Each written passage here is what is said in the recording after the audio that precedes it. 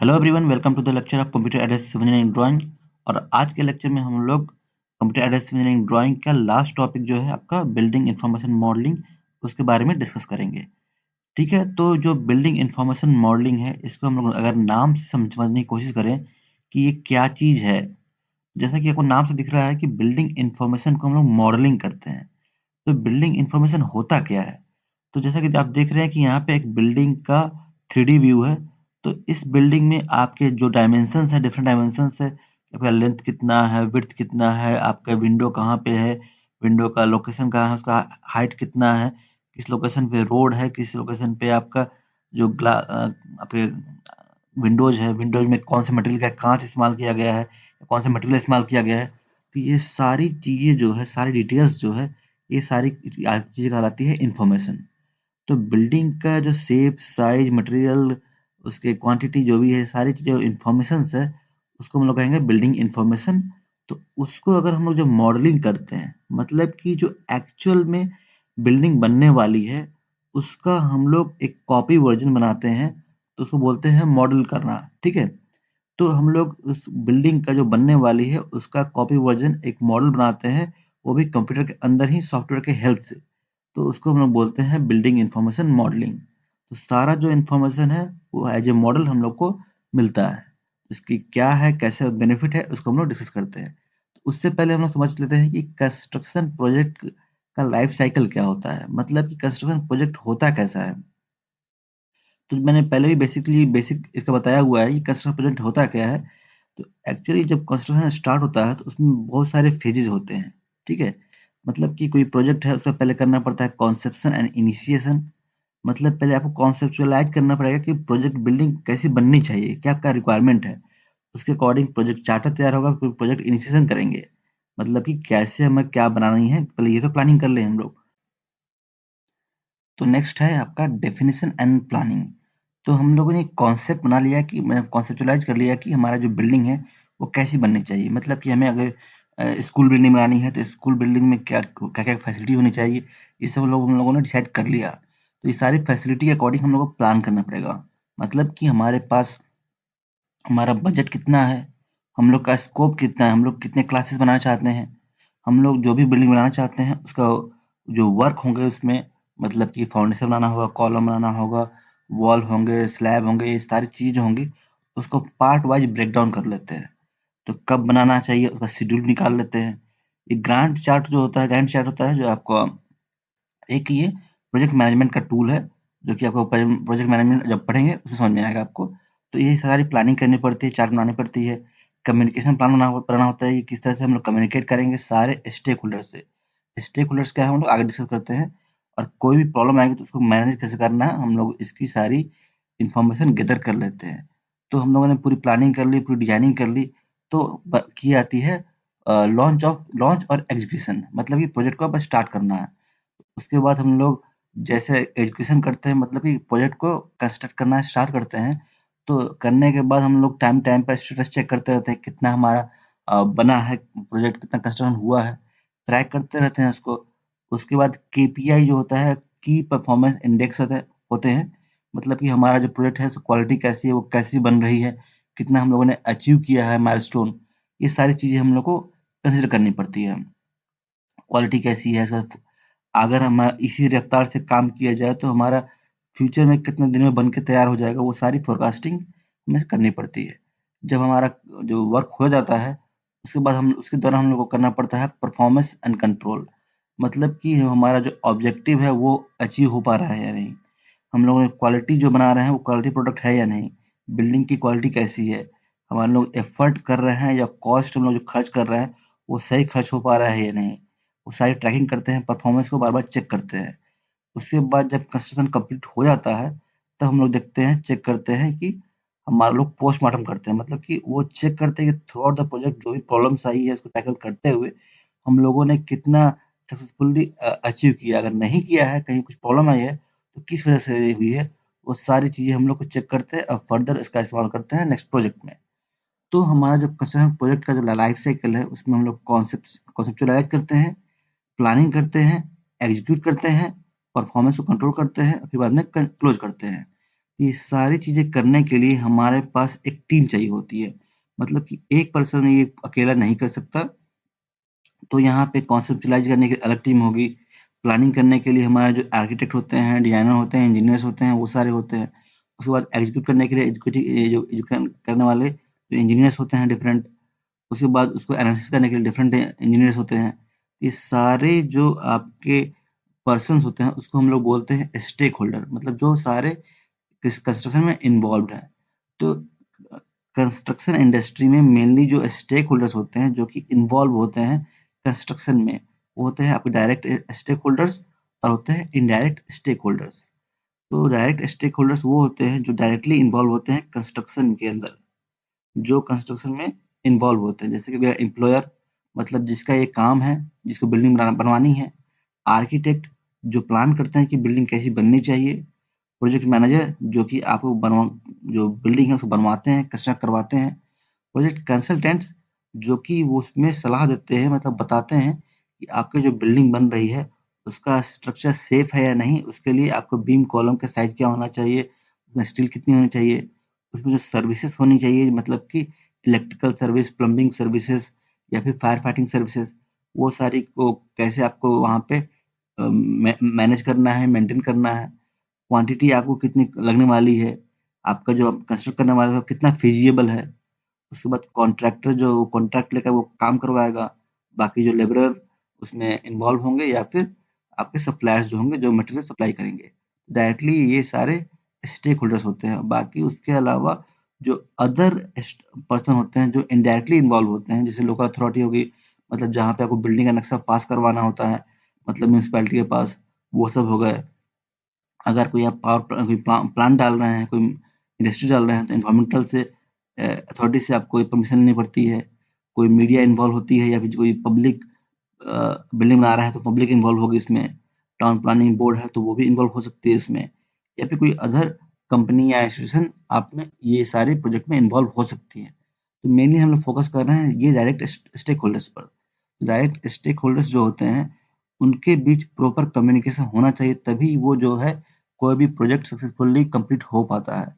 तो जैसा कि आपको मालूम होगा कि एक बिल्डिंग, एक स्मॉल बिल्डिंग बनानी होती है, तो उसके कुछ ड्राइंग्स बनानी पड़ती है। ड्राइंग्स में क्या होता है आपका प्लान, एलिवेशन सेक्शन, और उसमें भी आपका अगर आप चाहते हैं कि और डिटेल में बने, तो उसको बनाने के लिए हम लोग को अलग से फाउंडेशन प्लान बनाएँगे, अलग से बीम प्लान बनाएँगे, अलग से कॉलम प्लान, अलग-अलग डिफरेंट फ्लोर का प्लान बनाएँगे। ये सारी चीज़ें बनानी पड़ती है। तो सारी जो इन्फॉर्मेशन है, वो एक-दूसरे के साथ हम लोग शेयर करते हैं, ठीक है? जो आपका प्लानर होते हैं, वो अपने इंजीनियर्स को शेयर करेंगे। ये सारी चीज़ें करनी पड़ती है। तो आपको अगर सिंपल प्रोजेक्ट हो, ये ईज़ी होता है, लेकिन जब आप कॉम्प्लेक्स प्रोजेक्ट में जाते हैं, तो ये बहुत ज़्यादा प्रॉब्लमैटिक हो जाता है। तो क्या-क्या प्रॉब्लम्स आती हैं, उसको हम लोग देखते हैं। तो जो टिपिकल प्रॉब्लम्स होती है कंस्ट्रक्शन इंडस्ट्री में, वो है विज़ुअलाइज़ेशन एंड कम्युनिकेशन की। मतलब कि अगर आप जो ड्राइंग देख रहे हैं, उसको आप समझ पा रहे हैं कि नहीं? आप विज़ुअलाइज़ कर पा रहे हैं कि नहीं कि आपको बिल्डिंग कैसा बनने वाला है? क्योंकि 2D ड्राइंग में आपको ईज़िली समझ समझ पाना बहुत मुश्किल होता है। मतलब कि अगर आपका जो ओनर है, जो पैसा लगा रहा है, उसने अगर कुछ बनाया, डिसाइड किया कि उसको बिल्डिंग बनानी है, लेकिन उसको समझाना पड़ेगा सही से आपके इंजीनियर को, तभी वो बिल्डिंग बन पाएगी, नहीं तो आपका कोई इस तरह का स्ट्रक्चर बनकर रह सकता है, मतलब कोई खंडहर बन कर रह सकता है। अगर आप रॉकेट लॉन्च करना चाहते हैं, तो आपको प्रॉपर इन्फॉर्मेशन देनी पड़ेगी, नहीं तो आपको ये सिंपल एक रॉकेट बन सकता है। उसके अलावा अगर आप टैंक के बारे में सोच रहे हैं, तो आपको प्रॉपर विजुअलाइज़ करके आप कम्युनिकेट करना पड़ेगा, नहीं तो वो इंजीनियर है, उसको वाटर टैंक समझ सकता है। इस तरह की एरर हो सकती है। अगर आप बात करें कम्युनिकेशन के बीच बारे में, तो जो पूरी टीम होती है, मतलब कि आपके मार्केटिंग करने के लिए अलग पर्सन होते हैं, जो कॉन्सेप्चुअलाइज़ करते हैं कि आपके जो बिल्डिंग बना रहे हैं, वो बिकेगी कि नहीं बिकेगी। अगर आप रेज़िडेंशियल कॉम्प्लेक्स बनाना है, तो आप चाहते हैं कि फ्लैट को आप बेचना चाहते हैं, तो उसके अकॉर्डिंग क्या रिक्वायरमेंट है, वो आपके मार्केटिंग के जो पर्सन है उसको पता है। बाद में डिज़ाइनर को पता, उसके अकॉर्डिंग इन्फॉर्मेशन मालूम मिलनी चाहिए आपको सही से। फिर वो सारी इन्फॉर्मेशन आपके जो इंजीनियर्स हैं उनको उनको मिलनी चाहिए, और फिर जो इंजीनियर्स हैं वो कन्वे करते हैं फर्दर लेबर को जो वहाँ पे काम करते हैं, जो स्किल्ड पर्सन्स हैं। तो अगर आप कहीं भी मिसकम्युनिकेशन हुआ, तो ये मिसकम्युनिकेशन बढ़ता जाएगा, और जो आपको बनाना चाहिए था एक बड़ा ट्रक, तो अब छोटा-सा गाड़ी बन के रह सकती है। तो प आखिर में आप प्रॉब्लम आप ही को होने वाली है। तो ये प्रॉब्लम जो है कम्युनिकेशन प्रॉपर होनी चाहिए। तो ये सारी प्रॉब्लम आती है एक कंस्ट्रक्शन के दौरान, ठीक है। तो और भी प्रॉब्लम आ सकती है कि पुअर कोऑर्डिनेशन हो, मतलब कि हमारे पास जो भी इंजीनियर्स है या जो भी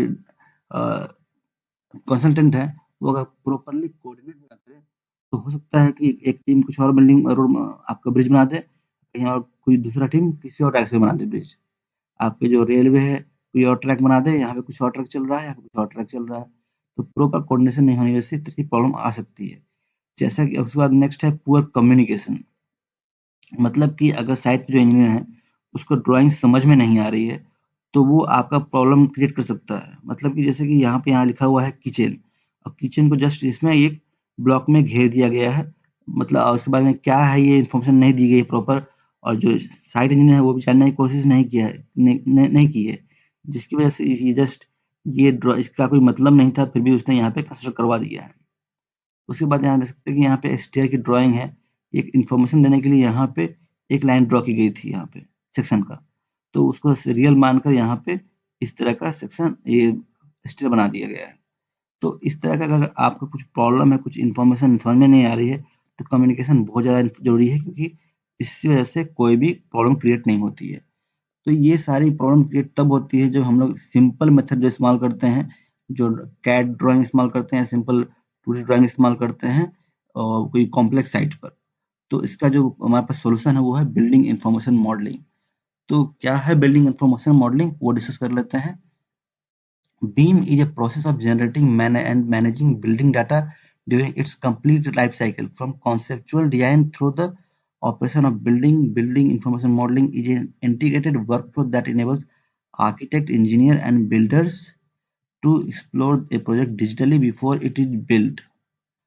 तो जो बीम है या बिल्डिंग इंफॉर्मेशन मॉडलिंग है, वो आपका जो है प्रोसेस है जनरेट करने का और मैनेज करने का डाटा, मतलब बिल्डिंग की जो भी इंफॉर्मेशन है उसको कैसे जनरेट करना है और कैसे मैनेज करना है पूरे उसके लाइफ साइकिल में, मतलब पूरे प्रोसेस में, ठीक है। पूरे प्रोसेस में जो भी बिल्डिंग की इंफॉर्मेशन है उसको आपको शेयर करना है। सारा आर्किटेक्ट, इंजीनियर्स और बिल्डर्स को वो डिजिटली आपको समझ में आनी चाहिए, सारे जो स्टेक होल्डर्स है उन सबको, कि बिल्डिंग कैसे बनने वाली है उसको विजुअलाइज करना चाहिए, तभी वो सही से वो बिल्डिंग बन पाएगी। BIM is a modern technology and associated set of process to produce, communicate, analyze building model. तो बिल्डिंग जो बनने वाली है उसको समझने के लिए हमारे जो पास जो है प्रॉपर प्रोड्यूस कैसे करना है बिल्डिंग को, क्या मॉडल कैसा होना चाहिए, कैसे कम्युनिकेट करना है, कैसे एनालाइज करना है, ये सारा जो सेट होता है, जो उसके लिए जो टेक्नोलॉजी इस्तेमाल करते हैं उसको हम लोग बोलते हैं बीम। ठीक है, बीम कोई एक सॉफ्टवेयर नहीं है, वो पूरा एक सेट ऑफ सॉफ्टवेयर है और पूरा पूरा मैकेनिज्म है, जिसके थ्रू हम लोग बिल्डिंग के जो डिजाइन है उसको कम्युनिकेट करते हैं। तो हम लोग बोल सकते हैं कि beam is a way of working. अगर कुछ बड़े इंस्टीट्यूट के डेफिनेशन की बात करें, जैसे American institute of architect define करता है कि BIM as a model based technology linked with database project information. मतलब एक मॉडल बेस्ड टेक्नोलॉजी है, मतलब आपको एक मॉडल बनाना है पूरा बिल्डिंग का, जो कि लिंक्ड होगा सारा इन्फॉर्मेशन से। मतलब कि हमारे पास सिर्फ ये इन्फॉर्मेशन नहीं देनी है कि मतलब कि बिल्डिंग का जो साइज़ क्या है, वहाँ में जो कंपोनेंट है उसका लोकेशंस क्या है और उसके क्वांटिटी कितनी है। हमें ये भी इन्फॉर्मेशन देना पड़ता है कि वो कब बनने वाला है, कब उसकी कास्टिंग होगी, कब आगे फर्दर हम लोग आगे आगे मूव करेंगे। तो ये सारी इन्फॉर्मेशन हमारा जो है बीम में देनी पड़ती है। तो beam is information modelling and information management in A team environment. All team members work to the same standard. BIM create value from in the combined effort of people, process and technology, जो कि UK national building specification का definition है। उन्होंने बताया है कि जो ये आपका मॉडलिंग है वो एक मैनेजमेंट इंफॉर्मेशन मैनेजमेंट करते हैं हम लोग टीम में, तब जो सारे जो टीम मेंबर्स है वो उनके लिए बीम जो है एक वैल्यू क्रिएट करता है, जिसको सारे जो स्टेक होल्डर्स है उसके कंबाइंड एफर्ट जो है से हम लोग जो सारे प्रोसेस और टेक्नोलॉजी को हम लोग इम्प्लीमेंट करने की कोशिश करते हैं। तो हमारा क्या होता है, जो बीम है वो डिजाइन के थ्रू, बिल्ड के थ्रू, ऑपरेशन के थ्रू सारे में काम आता है। जो कि एक आपका डाटा होगा, एक आपका मॉडल होगा, वो सारी चीज़ों में सारे जगहों पर काम आएगा। मतलब कि हम लोग जो अलग अलग सॉफ्टवेयर इस्तेमाल करते हैं, तो सारा सॉफ्टवेयर को हम लोग एक जगह कंबाइन करके प्रॉपर कम्युनिकेट करना है, प्रॉपर मैनेज करना है, तो सारा जो वर्क होगा वो सारा इंफॉर्मेशन कहलाएगा आपका बीम। ठीक है, तो बिल्डिंग इंफॉर्मेशन मॉडलिंग जो है a foundational intelligent model based process for business and industry transformation. ठीक है, मतलब कि अब जो हम लोग पुराने मेथड से बाहर निकल रहे हैं, मतलब कि हम लोग जो ड्राइंग को, जो बिल्डिंग को कॉन्सेप्चुअलाइज करते थे कि बिल्डिंग कैसे बनने वाली है और उसको प्लान करके ड्राइंग बनाते थे, तो उसमें अगर कहीं भी एरर होगी तो पता नहीं चलता था। तो हमारे पास सिर्फ ड्राइंग होती है, उसको कम्युनिकेट करते थे एक दूसरे को। तो एक्सपीरियंस के बेसिस पर ही लोग उसमें एरर ढूंढ पाते थे। लेकिन अब है कि अब जब पूरा मॉडल बन जाएगा तो जो भी एरर है वो आपको दिख जाती है। तो सारा जो है एडवांस होता जा रहा है, तो वो सारा एडवांस मॉडल बेस्ड ये आपका ये प्रोसेस है। इसमें होता क्या है, हम लोग यूज करते हैं 3D models to capture, explore and maintain consistent coordinate planning, design and construction and operation data. तो हम लोग पूरा एक 3D मॉडल इस्तेमाल करते हैं, 2D इस्तेमाल नहीं करते हैं, 3D इस्तेमाल करते हैं, ताकि हम लोग सारे इन्फॉर्मेशन को कैप्चर कर सके, उसको जान सके, एक्सप्लोर कर सके, मेंटेन कर सके और कोऑर्डिनेट कर सके प्लानिंग डिजाइनिंग के दौरान। It provides greater project insight for cost, schedule and constructability. तो इसके बेनिफिट क्या है कि हमारे पास कॉस्ट भी सेव होता है, टाइम पे कंस्ट्रक्ट भी होता है और इजीली कंस्ट्रक्ट कर पाते हैं हम लोग। It uses as share the same consistent data whether you are at your desk or in the field। तो आपका सिर्फ एक ही डाटा आपका सब जगह फ्लो होता है। मतलब कि इसको अब बहुत और एडवांस करने की कोशिश की जा रही है, तो जिसमें मतलब कि जो सारा इन्फॉर्मेशन है, जो मॉडल है, वो आपका एक क्लाउड बेस्ड सिस्टम पे रहेगा। मतलब कि ये सारा इंटरनेट से जुड़ा रहेगा। तो अगर उसमें कुछ भी आपका चेंजेस होते हैं, तो वो सारे इंजीनियर्स को मिलेंगे। मतलब कि सारे जो स्टेक होल्डर्स हैं, आर्किटेक्ट हैं, इंजीनियर्स हैं, सारे साइट इंजीनियर्स हैं, सबको वो इन्फॉर्मेशन मिल जाएगी कि हमारे पास क्या-क्या चेंजेस आ गए हैं। नहीं तो ऐसा होता था पहले कि पहले जब ड्राइंग बन चुकी है, अगर उसमें कुछ चेंजेस करने हैं, कुछ बदलाव करने हैं, तो रिवाइज़ जो ड्राइंग आई है वो सारे के पास अगर अवेलेबल नहीं है, तो बहुत ज़्यादा प्रॉब्लम होने वाली होती है। मतलब कि जिसके पास रिवाइज़ ड्राइंग है, वो सही से काम करवाएगा, जिसके पास नहीं है, वो मिस्टेक करना स्टार्ट कर देगा। तो ये प्रॉब्लम इस सिस्टम में नहीं आती है। It enables prompt response to change with process that are smarter and faster. तो जैसे कि मैंने पहले भी बताया कि जो आपके चेंज करना चाहते हैं, तो वो आपका जो जो चेंजेज़ है, वो तुरंत आपका प्रोसेस में आ जाएगा और पूरी तरह से स्मार्टर रूप से और फास्टर रूप से वो सारे लोगों को ये मिल जाता है। तो हमारे पास बहुत ज़्यादा बेनिफिट है इसके, वो सारे करके हम लोग डिस्कस करेंगे आगे। तो बेसिकली अगर हिस्ट्री की बात करें, तो बीम कहाँ से स्टार्ट होता है? तो फर्स्ट कॉन्सेप्चुअलाइज़ किया गया था ये डगलस सी एंगलबर्ट के द्वारा इन 1962। उसके बाद अर्लियर मॉडल जो सॉफ्टवेयर है, जो सेज ग्राफिकल इंटरफेस के द्वारा बनाया गया, जो कि इवान सदरलैंड एंड के जो स्केच पैड था प्रोग्राम के तहत 1963 में। उसके बाद 1970 1980 में कंस्ट्रक्ट सॉलिड ज्योमेट्री और बाउंड्री रिप्रेजेंटेशन, ये दो सॉफ्टवेयर बनाया गया था। फिर बाद में ये डेवलप किया गया आर्किकैड के रूप में, जो कि फर्स्ट बीम सॉफ्टवेयर बना था, ठीक है, पर्सनल कंप्यूटर के लिए। नेक्स्ट है बिल्डिंग डिजाइन एडवाइजर, जो कि डेवलप किया गया था लॉरेंस बर्कली ने नेशनल लैब में 1993 में।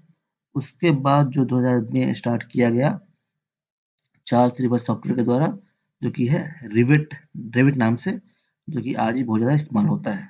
ठीक है, तो अगर हम लोग कंपेयर करें कि नॉर्मल कैड ड्राइंग और एडवांस बीम में क्या डिफरेंस है, क्यों जरूरत पड़ा हमारे कैड के बाद, तो जो 2D ड्राइंग्स है उसमें lack of coordination provide less information. तो 2D में आपका कोऑर्डिनेशन की कमी होती है, साथ में हमारे पास जो इन्फॉर्मेशन है वो हमारे पास लेस इन्फॉर्मेशन हम लोग दे पाते हैं। 3D में है कि आप पूरी तरह से विजुअलाइज कर पाते हैं, जिसकी वजह से आपकी प्रोडक्टिविटी बढ़ जाएगी और रिड्यूस डुप्लीकेशन ऑफ वर्क, तो आपका कोई एरर है वो होने के चांसेस कम हो जाएंगे। लेकिन जब एडवांस बीम की बात करें तो ये क्लाउड बेस्ड सिस्टम है। मतलब कि जो सारी इन्फॉर्मेशन वो इंटरनेट पे अवेलेबल है और वो आपके मोबाइल ऐप के थ्रू आप उसको एक्सेस कर सकते हैं टाइम टू टाइम। तो आपको एरर होने के चांसेस कम हो जाते हैं। तो नीड ऑफ बीम क्यों है? बीम की ज़रूरत क्यों पड़ी? क्योंकि depth of information combined with BIM enable a richer analysis that traditional process and it has the potential to integrate large quantity of data across several discipline through the building life cycle. तो building के life cycle के दौरान जो भी information है, तो अगर वो सेवरल डिसिप्लिन की है, मतलब कि इलेक्ट्रिकल है, प्लम्बिंग है या मैकेनिकल कोई इशू है, वो सारी चीज़ें एक साथ आपके जॉइंट है, तो आपके पास आप बेहतर बेहतर तरीके से आपको एनालिसिस कर सकते हैं और उसको आप मतलब इम्प्लीमेंट कर सकते हैं। तो बात करते हैं आपका फिर से कि आपका ड्राइंग बेस्ड प्रोसेस और बीम प्रोसेस में क्या-क्या डिफरेंस हो जाता है मेनली। तो आप देख सकते हैं कि ड्राइंग बेस्ड प्रोसेस में होता क्या है कि आपको एक ड्राइंग बनानी पड़ेगी, आर्किटेक्चरल ड्राइंग अलग बनेगी, मैकेनिकल, इलेक्ट्रिकल, प्लम्बिंग ड्राइंग अलग बनेगी। उसके बाद जो डिफरेंट मैनेजमेंट के लिए अलग शेड्यूल बनेगा, कॉस्ट एस्टिमेशन का अलग शेड्यूल बनेगा, साइट एजुकेशन के अलग बनेगा। फिर उसके बाद ग्राउंड एक्सेस के लिए ड्राइंग अलग बनेगा, कंस्ट्रक्शन साइट की मैप अलग बनेगा। उसके बाद स्टील करना है तो स्टील का ड्राइंग अलग होगा, सब कॉन्ट्रैक्टर का कोऑर्डिनेशन के लिए अलग कोऑर्डिनेशन होता रहेगा। तो इस तरह से होता ये है कि जो अलग-अलग पर्सन अलग-अलग ड्राइंग बनाते हैं।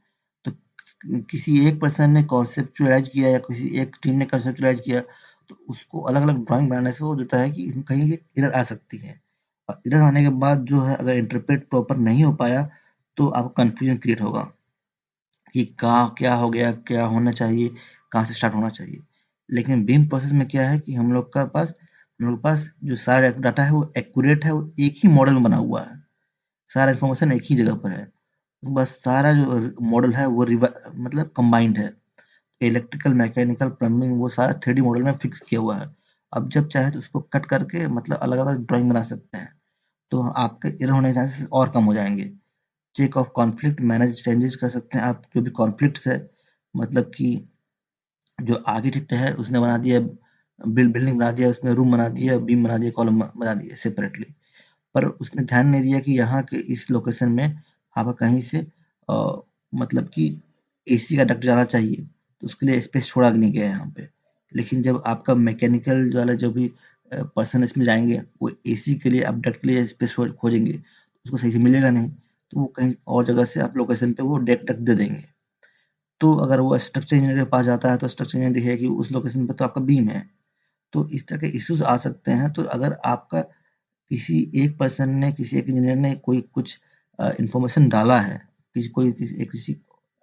एक इंजीनियर ने कोई भी मतलब चेंज किया है, वो सारे चेंजेस सारे इंजीनियर्स को मिल जाएगा, तो उसके अकॉर्डिंग वो अपना अगर कुछ कॉन्फ्लिक्ट आ रहा है तो वो डिस्कस करके, शेयर करके वो कॉन्फ्लिक्ट क्लियर कर लेंगे।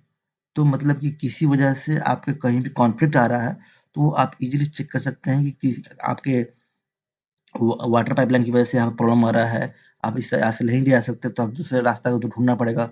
तो सारा एक-दूसरे से आप डिस्कस करके आप क्लियर कर लेंगे, तो जो भी उसका बिल्डिंग बनेगा वो प्रिसाइज़ली बन पाएगा, करेक्ट बन पाएगा और वो पूरी तरह से इस तरीके से सही बन पाएगा। कहीं पे आपको मैनेज नहीं करना पड़ेगा, कॉम्प्रोमाइज़ नहीं करना पड़ेगा। ये बेनिफिट होता है। तो अगर देखा जाए कि ये अ, एक्सपीरियंस से कैड और बीम में क्या-क्या मतलब बेनिफिट हुआ है, तो जो टास्क होता है, कस्टमर प्रोजेक्ट होता है, उसका डिफरेंट स्टेज जो होते हैं, मतलब कि आपने स्कीमेटिक बना दिया, मतलब कि प्रोजेक्ट को आपने कॉन्सेप्चुअलाइज़ किया है, इसका स्कीम बनाया है, उसके बाद डिज़ाइन किया है, फिर कंस्ट्रक्ट किया है, उसके बाद कोऑर्डिनेशन करते हैं। तो इसमें होता है कैड वाले सिस्टम में आपको बहुत घंटों लगता है उसको प्लान करने के लिए और हर चीज़ का अलग-अलग सेपरेट ड्राइंग बनाना पड़ेगा आपको। कंस्ट्रक्शन में भी डॉक्यूमेंटेशन इतना सारा करना पड़ता है और उसको मैनेज करने के लिए आपको मैनेजमेंट का भी डॉक्यूमेंटेशन अच्छा खासा करना पड़ेगा। और फिर कोऑर्डिनेशन चेक करने के लिए भी बहुत सारा इन्फॉर्मेशन आपको एक जगह से दूसरी जगह तक ले जाना पड़ता है।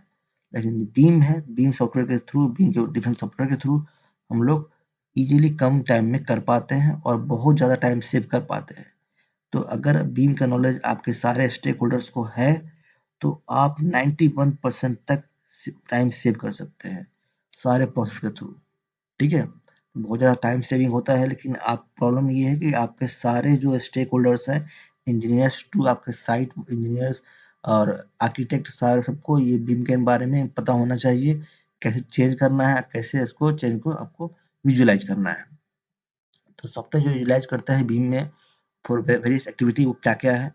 तो जो कंस्ट्रक्शन में जो हम लोग वर्क करते हैं, उसके जो सॉफ्टवेयर्स होते हैं, ज्योमेट्री डिज़ाइन के लिए अलग सॉफ्टवेयर होता है, उसको अगर विजुअलाइज़ करना है उसके लिए अलग सॉफ्टवेयर होता है। विजुअलाइज़ मतलब कि वो कैसा बनेगा दिखने के बाद। ज्योमेट्री क्या मतलब आपने कॉलम बीम ड्रॉ कर दिया, उसके बाद जो रियल व्यू होगा वो कैसा बनेगा, वो उसके लिए अलग सॉफ्टवेयर होता है। स्ट्रक्चर एनालिसिस अलग अलग सॉफ्टवेयर से करते हैं।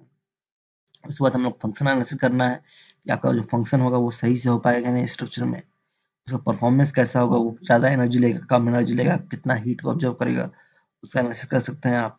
अगर कॉस्ट एस्टिमेशन करना है कि कितना आपको ब्रिक वर्क इस्तेमाल करना है, कितना सीमेंट लगेगा, कितना सैंड लगेगा, कितना आपको स्टील लगेंगे, वो सारा कॉस्ट एस्टिमेशन करने के लिए अलग सॉफ्टवेयर रहेगा आपके पास। प्रोजेक्ट मैनेजमेंट करने के लिए अलग वर्क करना पड़ता है। इसके लिए डिफरेंट सॉफ्टवेयर होते हैं।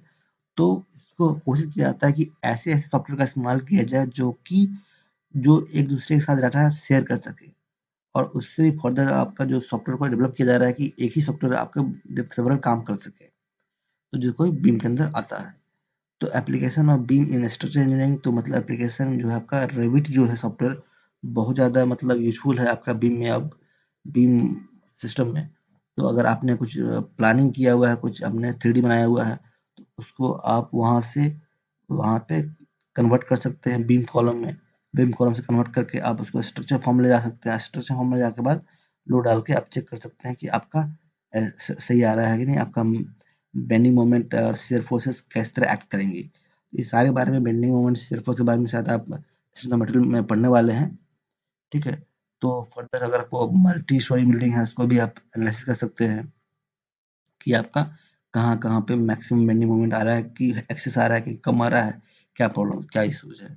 उसके अलावा आप सिमुलेशन ऑफ लाइट कर सकते हैं कि लाइट आएगा तो उसकी वजह से क्या, आप कहाँ पे शेड बनेगा, कहाँ पे आपका कितना एनर्जी अब्जॉर्ब कर सकते हैं, वो सारी चीज़ें एनालिसिस आप कर सकते हैं डिफरेंट डिफरेंट सॉफ्टवेयर से। तो जो इस रेविट सॉफ्टवेयर है बहुत सारी फैसिलिटी इस तरह की अवेलेबल कराता है। तो फर्दर आप शेड्यूलिंग एंड एस्टिमेशन भी कर सकते हैं कि मतलब कि ये जो बिल्डिंग का ये पोर्शन है वो आपका इस टाइम में बनेगा, उसे कितना क्वांटिटी लगेगा, कितना कंक्रीट लगेगा, वो सारी इंफॉर्मेशन आप एक जगह पे सेव कर सकते हैं। तो जो मेनली हम सॉफ्टवेयर इस्तेमाल करते हैं बीम मेथड में, वो है आपका ऑटोडेस्क का रेविट सॉफ्टवेयर। नेक्स्ट है ग्राफिसॉफ्ट आर्किटेक्ट आर्किकैड का, उसके अलावा बेंटली का माइक्रो स्टेशन। ये बेसिक सॉफ्टवेयर है 3D मॉडलिंग के लिए, मतलब कि 3D में बिल्डिंग बनाने के लिए।